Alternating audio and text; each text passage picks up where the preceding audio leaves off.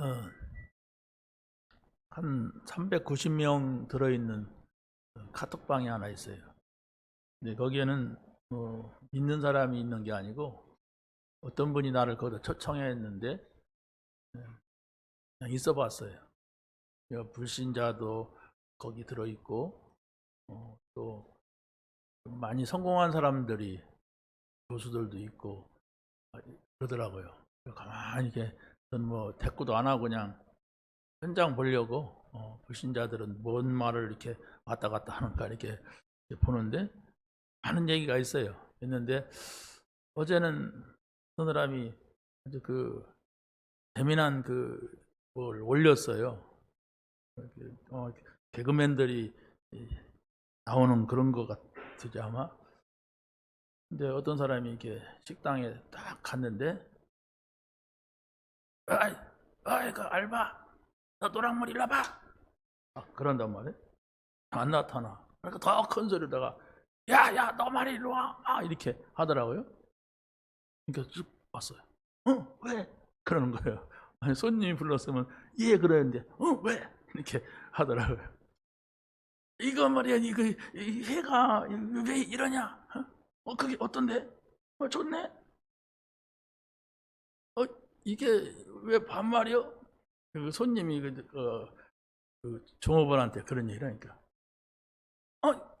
이거 초짜시켰으니까 반말이지? 이렇게 말하는 거야. 대짜시키면 반말 아니오?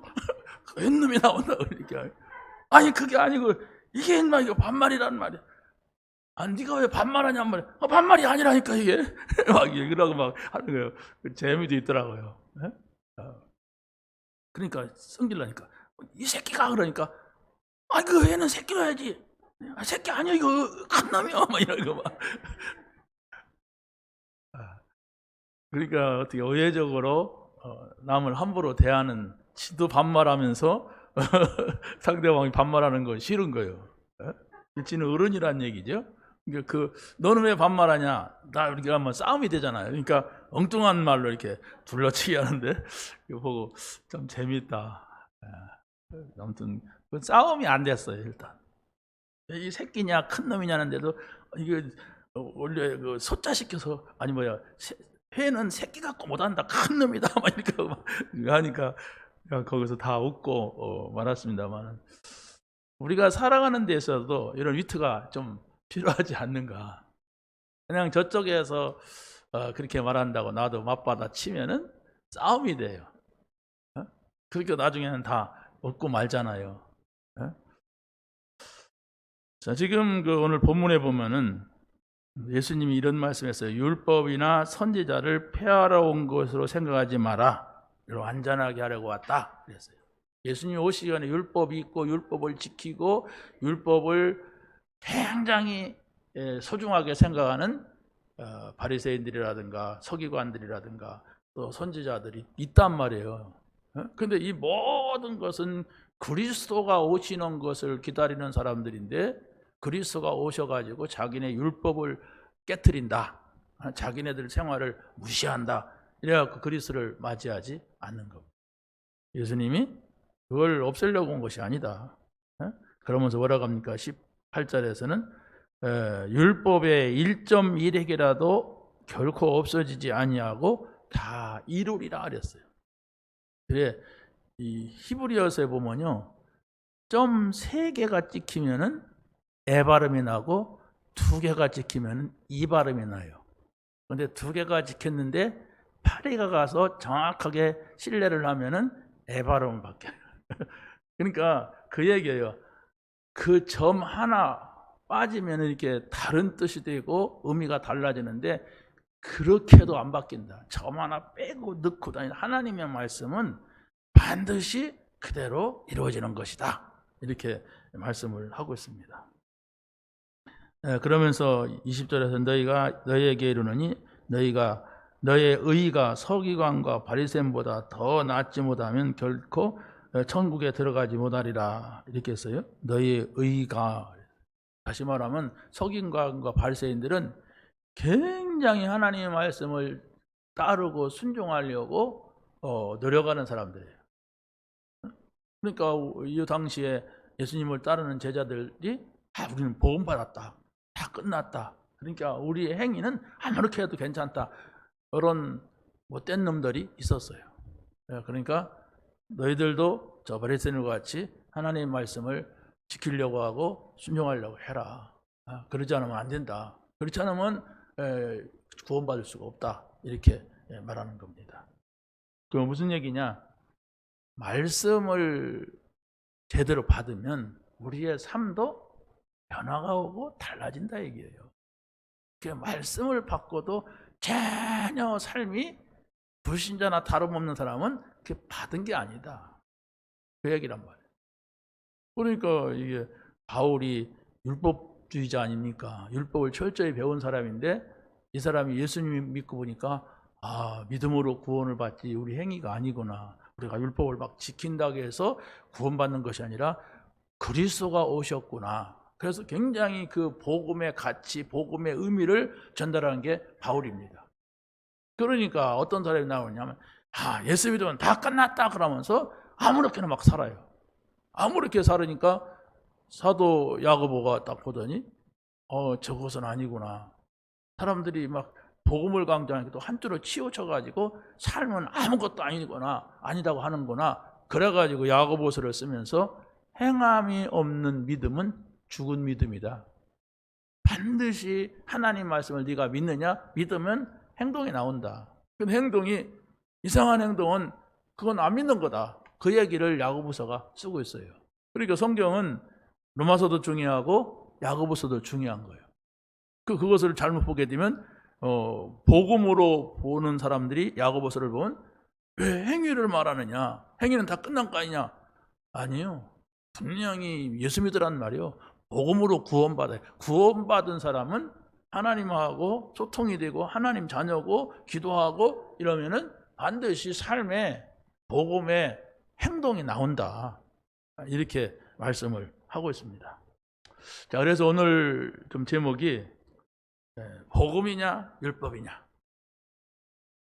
옛날에 제가 졸업할 때 논문에 쓰면서 뭔 책을 읽었냐면 은혜냐 율법이냐 이런 책을 읽은 적이 있는데 그 책이 지금도 30년이 넘었지만은 있어요. 굉장히 중요한 겁니다. 왜냐하면 우리는 복음을 받았음에도 불구하고 율법의 행위가 내 기준이 된 경우가 많아요. 그런데 율법을 굉장히 중요하다고 하면서도 율법을 지키면서도 복음을 이렇게 무시하거나 이게 경멸하는 이런 경우도 많아요. 왜냐하면 오래 믿은 사람들이 그런 경우가 많단 말이에요. 그래서 복음이 뭐고 율법이 뭐냐? 왜 복음이면서 율법이라고 하느냐? 이것에 대한 분별력이 필요합니다. 자, 첫 번째가 말씀 속에서 우리가 그리스도가 보여야 된다 이렇게 했어요. 그러면 말씀은 66권을 말합니다. 그럼 66권은 여기에 복음도 있고 율법도 있어요. 그렇죠? 그러면 이 성경 하나님의 말씀은 제1되는 목적이 바로 뭐냐면 예수가 그리스도시다. 이것을 전해주고자 하는 말씀입니다. 그래서 구약 성경은 그 그리스도가 오신다. 신약 성경은 그 구약에서 말했던 그리스도가 오셨다. 오셨는데 누구냐? 예수다. 예수가 그리스도다. 이걸 말해주는 책인데 그것이 보여져야만 여러분이 성경을 제대로 보는 사람이에요. 뭐 외울 수도 있고 뭡니까 우리가 통독할 수도 있고 쓸 수도 있어요. 막 성경을 막 다 떼어갖고 막 쓰는 사람도 있고 막 그러는 사람도 있는데 그런데 그 사람이 복음을 모르고 쓰면 무슨 의미가 있어요? 그러잖아요. 뭐 복음이 뭔지도 모르고 막 써갖고 막 이렇게 막 그것도 막 가죽 노트요. 노트 뚜껑이 가죽이야. 노트가 뭐 가죽일 필요가 뭐 있어요. 그런데 그걸 자기가 쓴 것을 꽉 보관하라고 막 거기다가 의미를 두더라고요. 나쁠 거 없습니다. 그냥 화토 치느니 쓰세요. 네? 어디 가서 술 먹고 해롱해롱 하는 것보다 그거 쓰고 있는 게 정신통일도 되고 좋습니다. 그러나 성경을 가지고 정신통일하려고 내 절제하려고 하는 게 아니라 중요한 것은 그 말씀 속에 말이잖아요. 글이잖아요, 이게. 그렇다면 무슨 의미인가를 내가 전달받아서 그것이 나의 삶으로 가는 게 그게 믿음이란 말이에요. 전혀 뭔 말인지도 모르고 내 삶으로도 가지 않는 이런 하나님의 말씀이라면 내가 뭡니까? 10년, 20년, 30년 다녔는데도 믿는 구석이 없어. 믿는 것 같지가 않아. 그게 종교인이에요. 종교인이라니까? 종교인은 뭡니까? 하나님 믿는 게 아닙니다. 종교인은 고생합니다. 뭐 막 안 지키면 지켜야 되고 해야 되고 막 이런 것들이 많이 걸린단 말이에요. 그래서 예수님께서 그런 말씀을 지금 하시고 있어요. 너희들이 뭘 해야 되고 안 해야 되고 그게 아니다. 그 율법이 뭐냐? 그 율법을 완전하게 하려고 내가 왔다. 이렇게 말씀을 지금 하고 있는 겁니다. 하나님께서는 인간이 범죄하자마자 복음을 주셨어요. 인간의 범죄는 아담과 하와의 타락입니다. 근데 그것을 굉장히 오랜 세월 후에 타락해서 실패해서 골탕 먹는 거 보시고 준 것이 아니라 바로 여자의 후손이 뱀의 머리를 상하게 할 것이라고 하는 이 원시 복음이라고 합니다. 이걸 주셨어요.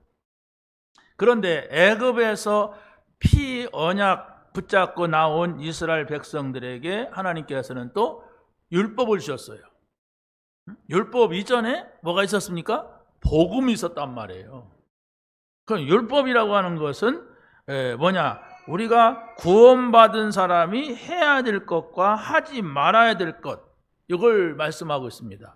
그런데 해야 될 것과 하지 말아야 될 것이 있는데 다 할 수도 없고 다 안 할 수도 없는 그런 것들이 있잖아요.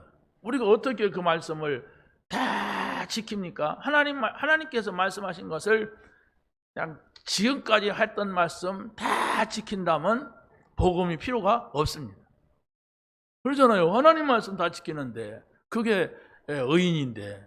그런데 우리는 내가 죄를 짓고도 죄진지도 모르고 또 앉으려고 해도 또 짓고 실수 안 하려고 해도 자꾸 실수하고 넘어지지 않으려고 해도 넘어지고 그런단 말이에요. 그래서 우리는 하나님의 은혜가 필요하기 때문에 은혜라고 하는 것은 내 행동을 어떻게 해서 얻는 걸 말하는 게 아닙니다. 그냥 하나님이 주신 거예요. 구원은 하나님의 은혜라고 했어요. 이것은 우리가 어떤 행위로 얻어진 것이 아니라 했어요. 그래서 하나님 앞에 감사하면서 우리가 살아야 돼요. 선물 받은 사람은 감사합니다 하지 당연하게 받지 않아요. 고맙습니다 이렇게 한단 말이에요. 왜? 거저 준 거니까. 그러니까 복음은 뭐냐? 우리가 행위를 잘 했기 때문에 준 것이 아니라 우리가 부족하니까 하나님 말씀 다 못 지키는 줄 아시고 이 복음을 먼저 주신 거예요.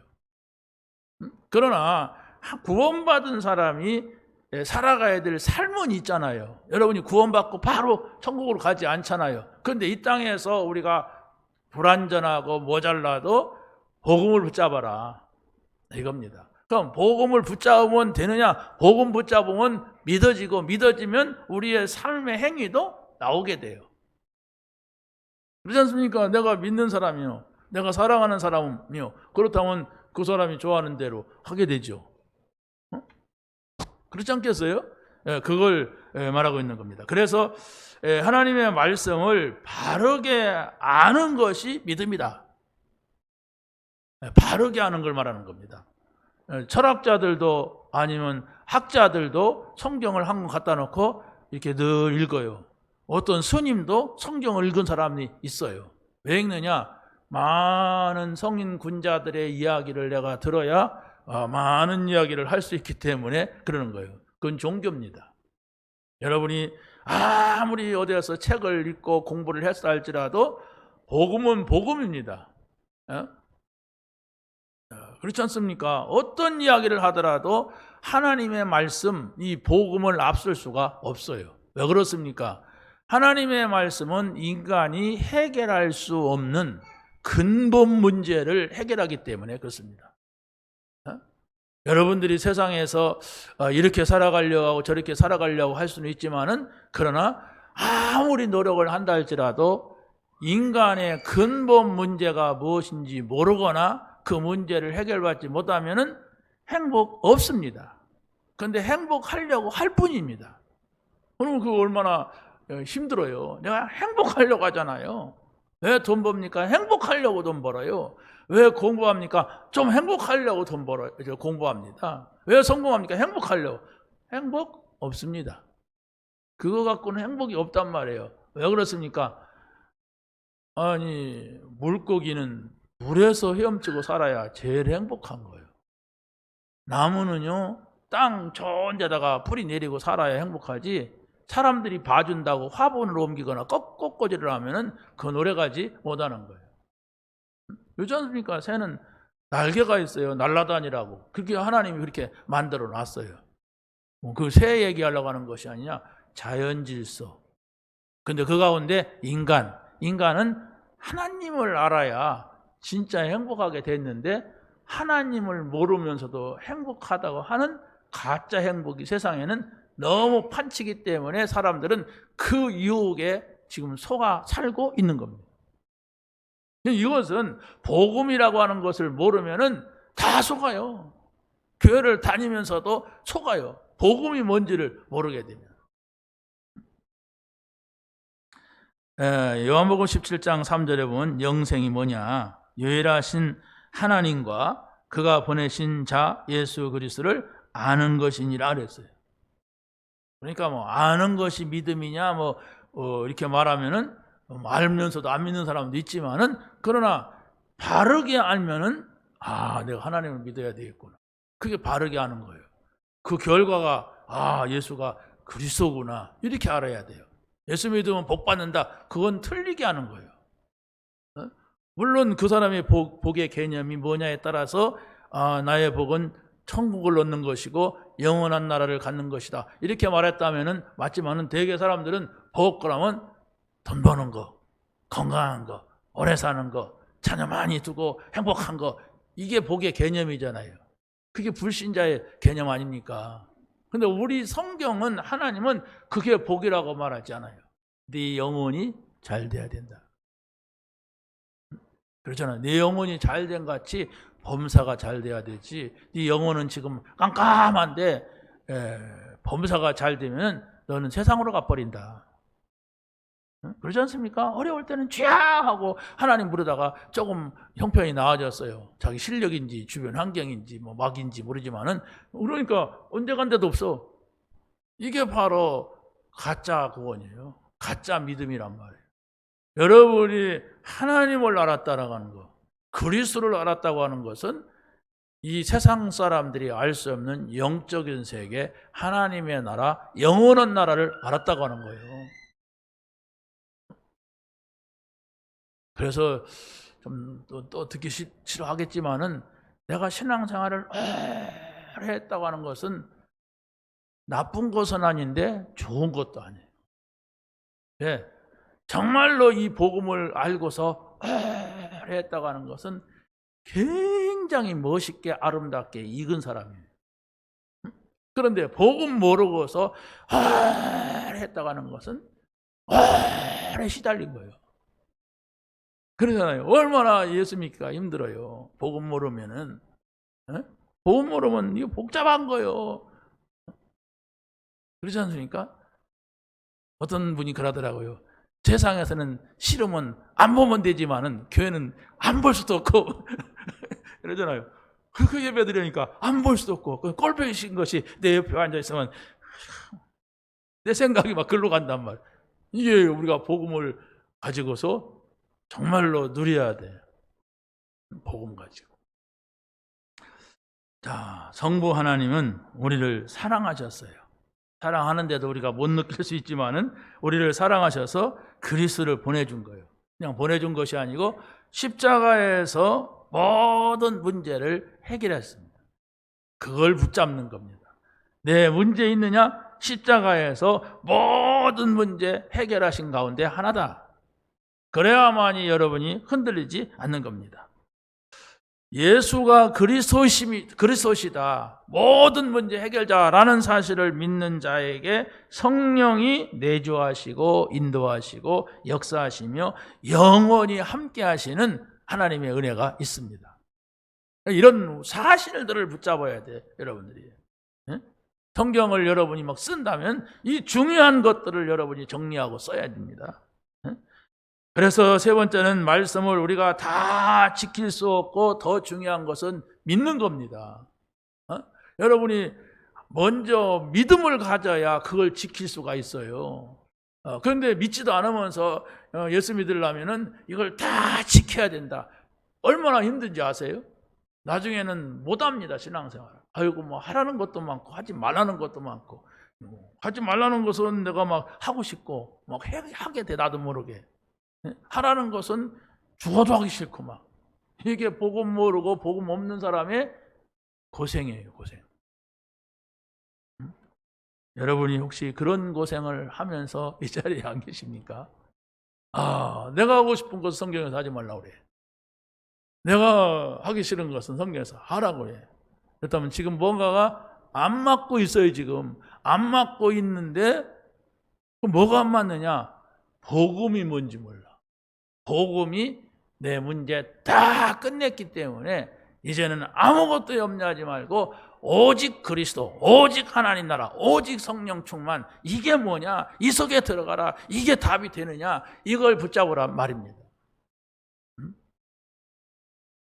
자, 그래서 바로 하나님을 믿는 사람, 구원받고 하나님 말씀을 따라가는 사람, 이걸 제자라고 합니다. 우리가 여러분이 정말 네가 나를 사랑하느냐, 내 양을 먹이라. 네가 나를 사랑하냐, 내 양을 치라. 네가 나를 사랑하냐, 내 어린 양을 먹이라. 뭐 이렇게 했잖아요, 예수님이 3번이나 베드로에게. 그러니까 중요한 것은 그분은 우리를 사랑했어요. 그렇잖아요? 그분은 우리를 사랑하셔서 십자가에서 우리 때문에 죽었다고 누누이 반복해서 강조하고 있습니다. 그런데 내가 주님을 사랑하지 않는다면 그 사랑은 온전한 사랑을 이룰 수가 없어요. 저는 저 사람은 나를 사랑하는데 나는 저를 사랑하지 못해. 그걸 짝사랑이라고 합니다. 그렇잖아요? 하나님을 짝사랑을 하게 되면 어떻게 되겠어요? 우리가 아무 관계가 없는 거예요, 사실은. 여러분이 내가 주님을 사랑할 수 있는 내가 돼야 돼. 그가 나를 사랑했다고 했으니까 그 의미를 우리가 반드시 찾아야 됩니다. 말씀을 따라가고 우리가 순종을 하게 되면은 어떤 일이 일어나냐? 일단은 여러분에게 평안이 찾아오는 응답을 받게 됩니다. 내가 말씀 따라가니까 하나님께 나에게 힘을 주시는구나. 말씀을 따라가니까 하나님께서 이렇게 하시는구나 하는 말씀의 성취를 보게 됩니다. 말씀대로 된다고 하는 사실을 우리가 보게 되는 것입니다.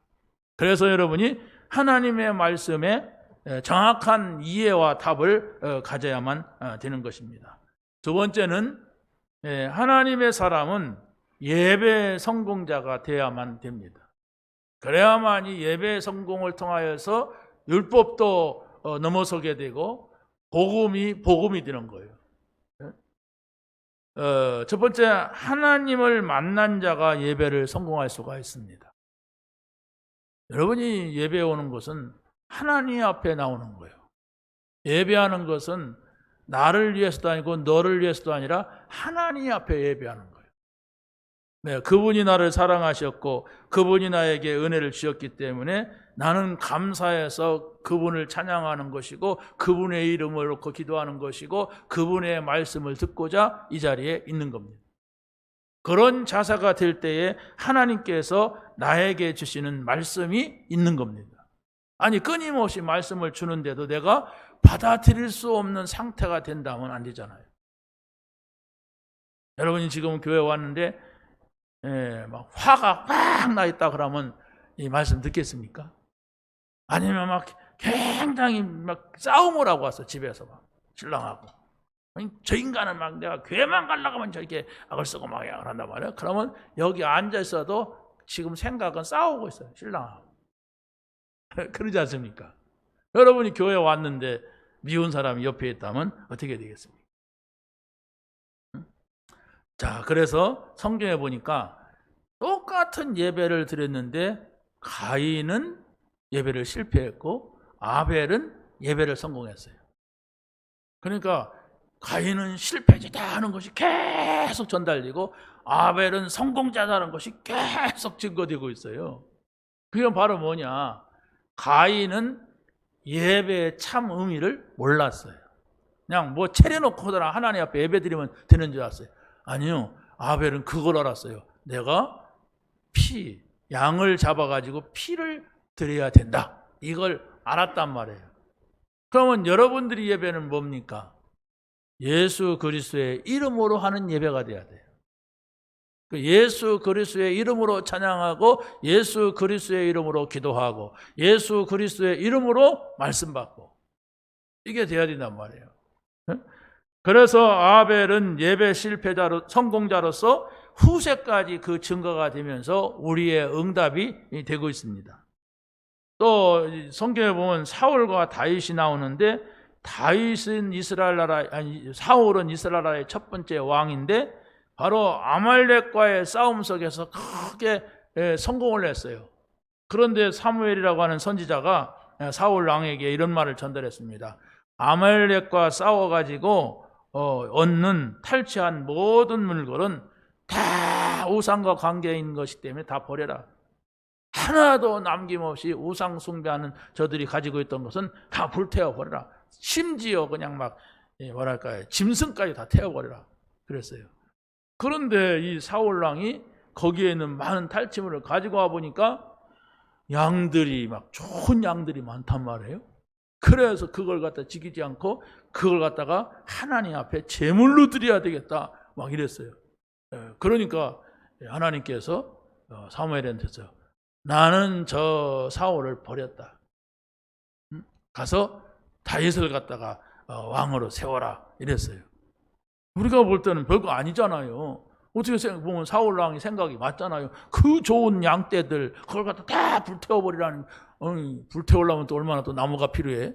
그러니까 그걸 갖다가 내 거 하려고 하는 것이 아니고 하나님 앞에 제사로 드리자. 얼마나 좋은 생각입니까? 훌륭한 생각이잖아요.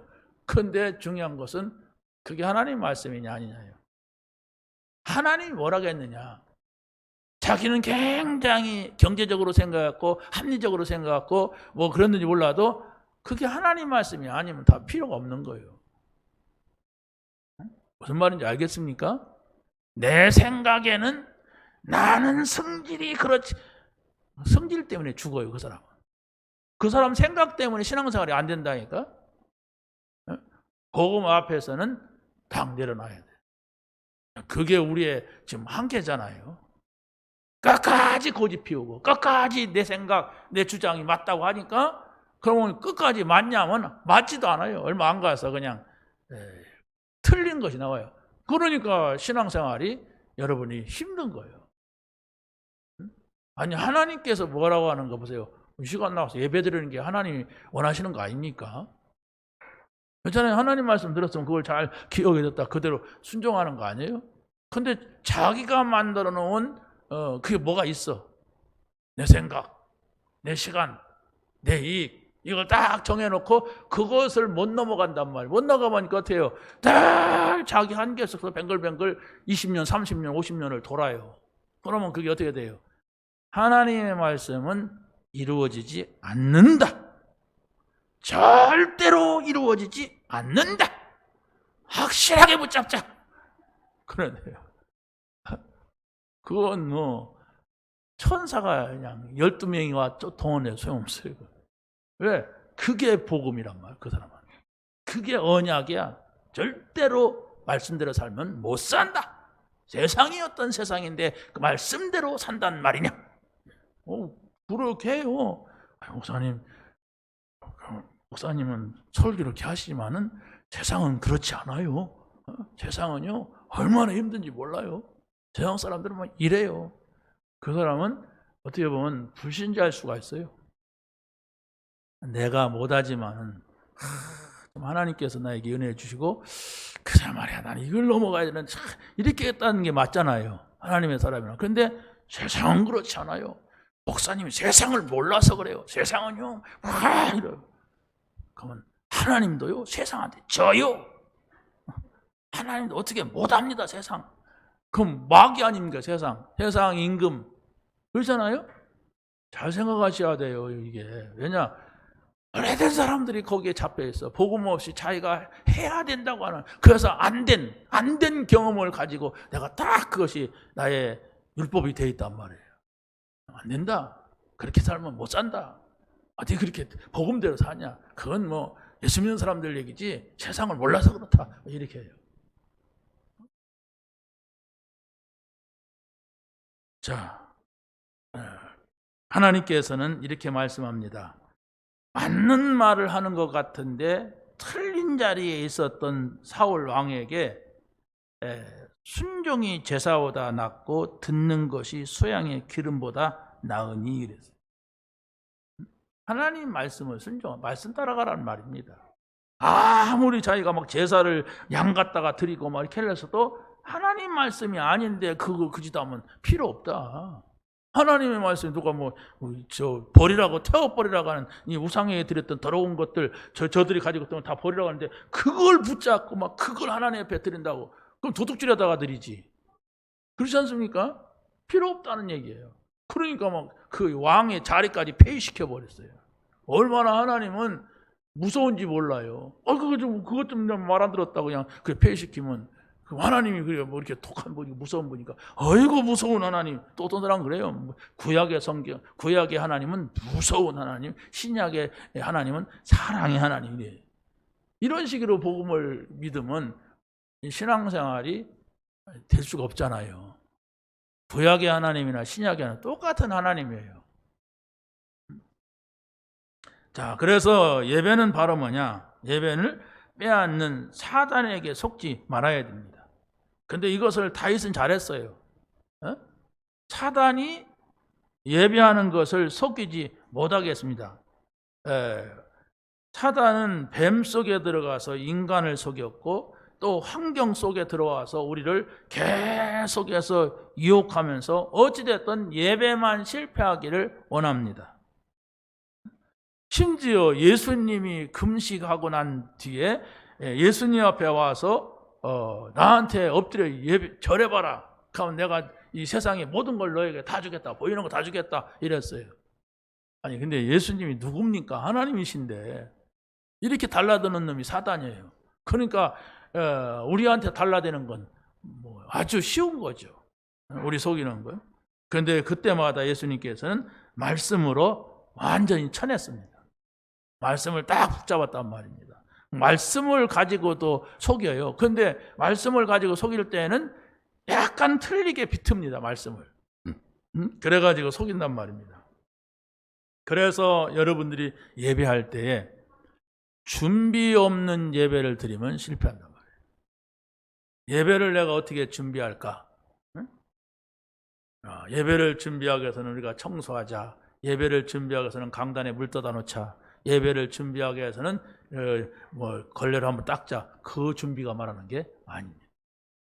내가 오늘 예배를 어떻게 드릴 것이고 오늘 내가 이런 문제가 있는데 하나님께서 뭐라고 하실까? 글쎄 나는 하나님 앞에 딱히 뭘 요구할 기도는 없는데 오늘 하나님이 나에게 뭔 말씀을 하실까? 이렇게 하나님의 말씀을 듣는 자리가 돼야 돼. 여러분이 누구를 만나면 아무 말도 안 하고 오는 경우는 없잖아요. 뭔 목적이 있으니까 가죠. 그냥 커피나 한잔 마시자. 그래서요. 친구랑 약속할 때. 그런데 어떤 사람이 누가 죽었대. 그래서 내가 전화도 못하고 글로 갔어. 그럼 커피 마시자고 했던 친구가 나하고 커피 마시자고 약속해놓고 그 죽은 사람 죽은 자로 장사하게 했는데 왜 거기 갔냐. 이렇게 말하면 말이 안 되잖아요. 그러잖아요. 우리가 죽은 사람이 있으면 빨리 거기가 사람을 살리는 쪽으로 가든지 뭐 이렇게 해야 되는데 커피 마시는 약속을 해서 못 갔다 그러면 안 되잖아요. 여러분이 오늘 이 자리에 왔다고 하는 것은 하나님이 나에게 하시는 말씀이 가장 중요한 거예요. 그 소리를 여러분이 못 듣고 못 붙잡았다면 예배에 실패하는 겁니다. 하나님은 말씀하시거든. 내 모양을 보시고 내 형편을 보시고 내 입장을 보시면서 뭔가를 말씀을 하시는데 내가 그 소리를 못 듣고 그냥 자꾸 뭘 찾습니까? 내 거, 내가 원하는 거, 나의 시간표, 내 입장, 내 일, 이것에 대해서만 찾으니까 말씀해도 몰라요. 그래서 예배는 준비하는 예배가 돼야 된다. 준비하지 못하면은 늘 종교적으로 교회 갔다 온 정도밖에 안 돼. 갔다 오고 말아 그냥. 그것도 일주일에 한 번 가고 말아버려. 그럼 어떻게 돼요? 신앙생활이 자꾸 안 되는 수렁으로 빠집니다. 나중에는 어떻게 할지도 몰라요. 문제 오면 어떻게 할지도 모르고 신앙생활을 어떻게 해야 회복되는지도 모른단 말이에요. 그럼 어떻게 돼요? 복음 붙잡지도 못한단 말이에요. 예배는 내게 하시는 말씀이 있어야 된다. 세 번째는 예배의 걸림돌을 제거해야 예배 성공을 할 수가 있습니다. 어찌됐든 예배를 드릴 때는 사단은 제일로 싫어해요. 여러분들이 예배만 실패하게 하면 되기 때문에 어떤 때는 막 불화하게 만들고 누구를 미워하게 만들고 싫어하는 사람이 막 찾아오게 하고 갈등하게 하고 그런단 말이에요. 그래서 예수님께서 그런 말씀을 하셨습니다. 형제하고 불화했으면 가서 화목하고 와서 예배하라고 그랬어요. 화목. 그만큼 여러분이 지금 누군가 싫은 사람이 있고 미운 사람이 이 자리에 있다면 그 사람하고 가능하면 옆에도 안 가려고 하고 신경을 써요. 그러고 또 말씀을 들으면은 아이고 그 인간이 꼭 듣고 회개해야 될 건데 자기 회개는 생각하지 않고 또 이렇게 한단 말이에요. 여러분이 오늘 집에서 싸우고 왔으면 이런 것도 우리 신랑이 다 필요한 얘기인데 이렇게 또 생각을 해서 자기하고는 하나님 말씀이 자꾸 차단되는 거예요. 여러분이 하나님의 음성을 듣게 되시기 바랍니다. 마귀란 놈은 뭐냐? 분열주의자예요. 자꾸 분열시켜요. 하나님과 우리와의 분열, 예배 실패, 하나님 나와 또 형제와의 분열. 어떤 분이 그래요. 저기 백석대학교 어떤 교수가 이렇게 만났는데 우리 단체를 놓고 말하면서 뭐라고 하냐면 형제를 원수라고 생각하고 원수를 형제로 생각한다면 이게 큰 문제가 있는 것이 아니냐. 목사님의 단체는 내가 볼 때는 교리적으로 문제가 없고 가장 이상적인데 사람들이 많이 싸움 속에서 일어난 것이다. 이렇게 말하더라고요. 그래서 좀 그런 사람이 있으니까 감사하다. 그렇지 않습니까? 그런 사람도 많이 있어요. 그런데 그런 사람들이 용기를 내지 못해요.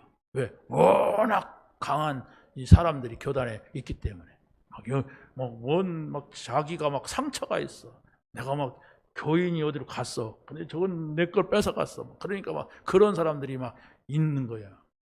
그러니까 합동측에 있는 어떤 친구를 이렇게 만났는데 그 친구도 그러더라고요. 그냥 뭐 문제는 없는데 교인을 뺏긴 사람들의 그 상처는 치유가 안 된다. 이런 정도예요. 그러니까 복음 없으면 자기 거 뺏겼거나 욕을 먹었거나 그러면 그게 그냥 막 상처가 된 거예요. 참. 자, 오늘 우리는 이 마귀에게 속지 않는 예배를 드려야 됩니다. 마지막으로 세 번째, 말씀을 바르게 이해하는 것이 응답이다.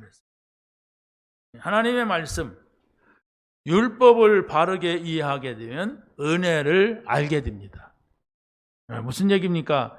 율법은 뭐 하라 이런 거 아닙니까? 그게 율법의 속성이에요. 뭐 하지 말아라 이렇게 하는 게 율법이에요. 그런데 우리가 뭐 하지 말아라 해라 하는 것을 다 할 수가 없어요. 여러분이 십계명을 딱 갖다 놓고 다 지켜지는가 한번 보세요.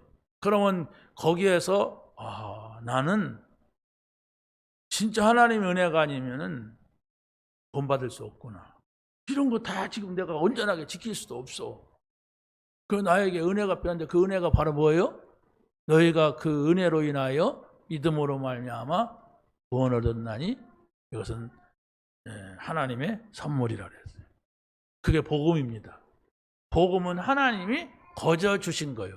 내가 복음이 아니면 구원받을 수가 없구나.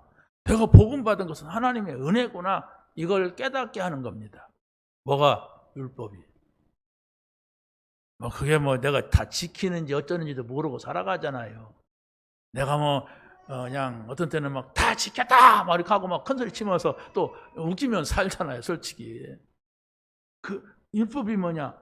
예를 들어 10계명 놓고만 보더라도 10계명 여러분이 다 못 지키잖아요. 못 지키는데도 다 지킨다! 하고 고집 피우면 할 말 없죠? 근데 조금 바르게 서는 사람은 야, 이런 걸 우리가 다 못하고 있다. 만약 10가지 가운데 그걸 다 지켜야 내가 구원받는다 그러면 난 구원받을 수 없어. 이렇게 깨달아진단 말이에요. 그래서 내가 이 복음, 하나님이 세상을 이처럼 사랑하사 독생자를 주셨으니 이는 저를 지키는 자마다, 그랬으면 어려운데 믿는 자마다 그랬잖아요. 믿는 자마다 구원을 주신다. 영생을 주신다 그랬어요. 그러니까 감사하게 되는 거죠. 그래서 여러분이 복음을 깨달았다고 하는 것은 바로 무엇입니까? 감사가 고백이 되어지게 되는 것입니다. 두 번째는 복음을 바르게 이해하면 말씀이 믿어집니다. 자, 말씀, 복음. 복음을 받은 것은 하나님의 은혜를 받은 사람이에요. 값없이 받은 것이기 때문에. 그래서 이것은 원래가 가치가 큰 것이기 때문에 가치를 따져가지고 우리에게 구원을 주신다면 받을 수가 없어요. 이 복음은 이게 한 10억이 된다. 그랬다면 10억을 내놓을 사람이 어디가 있어요? 10억 있어야 복음 받을 수가 있어. 그렇다면 아무도 이 자리에서는 내가 볼 때 10억 내놓고 구원받겠다고 하는 사람이 있을 수가 없어요. 없잖아요. 깎아서 1억. 글쎄 1억도 이게 말이야. 그런데 뭐라고 합니까? 거저 주셨다. 거저 주셨어. 그러니까 사람들이 거저 받았으니까 그 가치를 모르는 거예요. 좀 어떻게 하면 좋겠습니까? 그 계산을 할까요? 응? 최고의 가치가 있는 것인데 복음은 값없이 받았으니까 내가 이게 진짜 받은 것인지 안 받은 건지도 몰라요. 굉장히 고생을 하거나 어렵게 받았으면은 야, 나도 이게 있다 하면서 할 건데, 그래서 예수님께서 뭐라고 합니까? 밭에 감추어진 보아. 네가 받았다 그런 것이 아니라 이 밭을 얻기 위하여서 자기의 모든 걸 팔아가지고 그 밭을 샀다.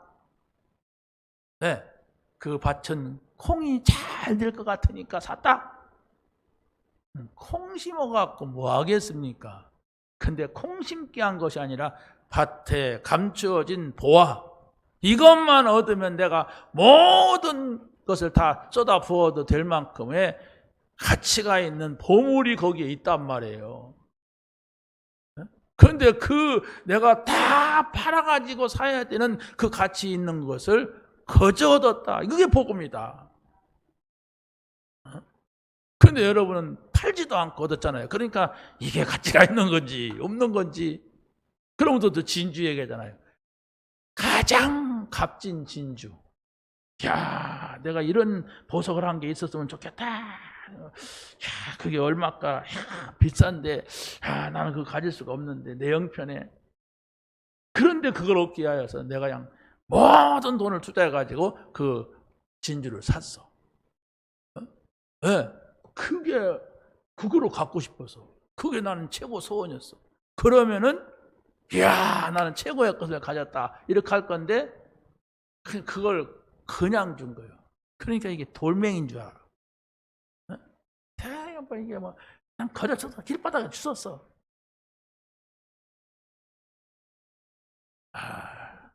내가 몇 년 전에 어떤 분이 볼펜을 한 개 줬어요. 그 백화점에 갔다 보니까 비싼 거더라고요. 비싼 건데 내가 어느 집회 가가지고 그걸 잃어버렸어.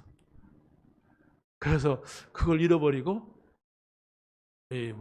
잊어버렸다 소리를 못했어. 지금까지 오됐어. 왜? 미안해가지고.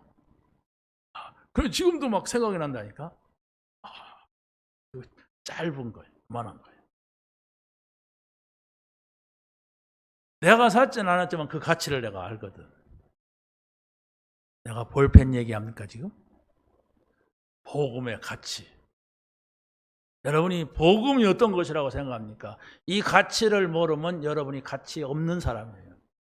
그런데 이 복음을 가치를 알고 내가 그걸 가졌다면 내 자신이 굉장히 가치 있는 사람임을 알게 됩니다.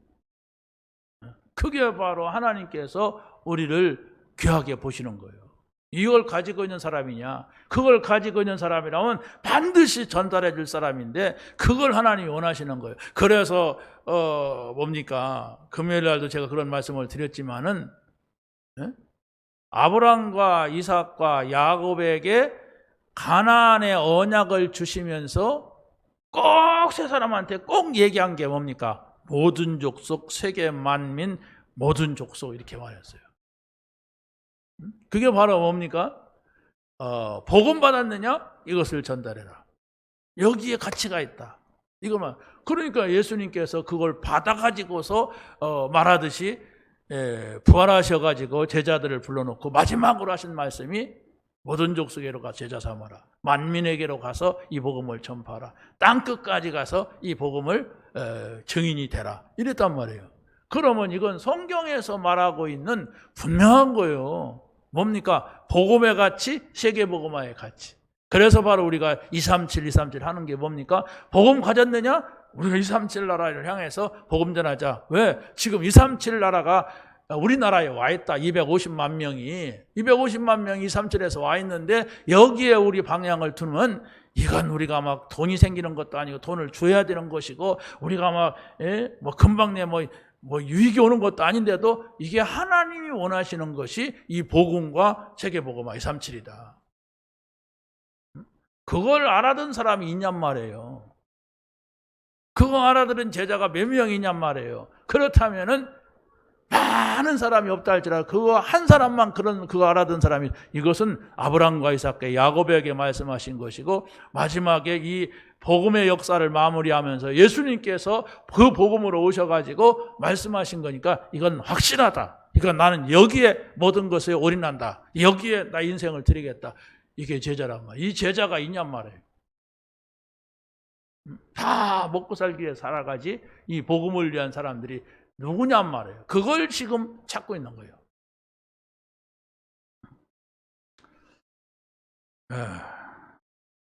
정말 여기에 여러분의 감사가 있게 되기를 바랍니다. 여기에 대한 감격과 감동과 정말로 기쁨이 있어야 돼요. 여기에. 정말 내가 이 세상에서 가장 귀한 복음과 세계복음화 내 것을 붙잡게 되었다. 마지막으로 영적인 축복을 이해하면 영생을 누리게 됩니다. 영적인 축복은 뭡니까? 하나님의 자녀된 거예요. 자녀의 신분을 가진 것이고 이 자녀의 신분은 영원한 신분입니다. 이건 왔다 갔다 하는 게 아니에요. 하나님 자녀다 하는 것은 그냥 계속 가는 거예요. 내가 좀 잘못해도 계속 가는 거예요.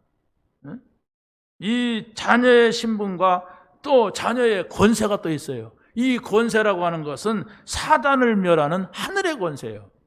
이걸 누릴 수 있는 것이란 말이에요. 그리고 또 이것은 세상을 살릴 수 있는 권세입니다. 내가 누굽니까? 세상을 살릴 수 있는 사람이에요.